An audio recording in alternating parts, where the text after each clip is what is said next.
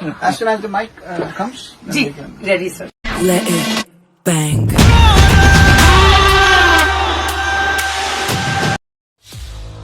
What చంపేస్తే చంపండి రాజమౌళి గారు. మరీ ఇలాంటి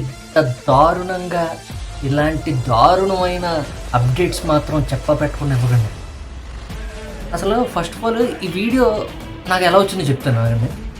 మా డిహెచ్ఎఫ్ఎమ్స్ ఇంకేమైపోవాలి మీరు ఇలాంటివి.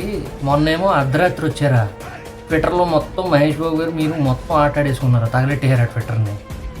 తర్వాత ఏమో మహేష్ బాబు ఇగో గ్లోబ్ ట్రాటర్ ఈవెంట్ 15 అని చెప్పారా. ఇప్పుడేమో మళ్ళీ ఒకసారిగా సాంగ్ 1.5 hours 2 hours బ్యాక్.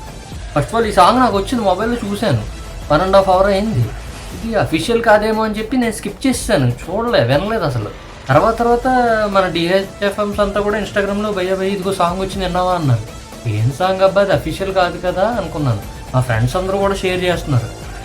ఇదేంటి అఫీషియల్ కాదులే అనుకున్నాను నేను. ఎందుకంటే మహేష్ బాబు తన అకౌంట్లో పోస్ట్ చేయలేదు, రాజమౌళి తన అకౌంట్లో పోస్ట్ చేయలేదు. ఏదో ర్యాండమ్ సమ్ ఎంఎం కీరవాణి అని యూట్యూబ్ ఛానల్లో సాంగ్ వదిలేశారు అంతే పెట్టి.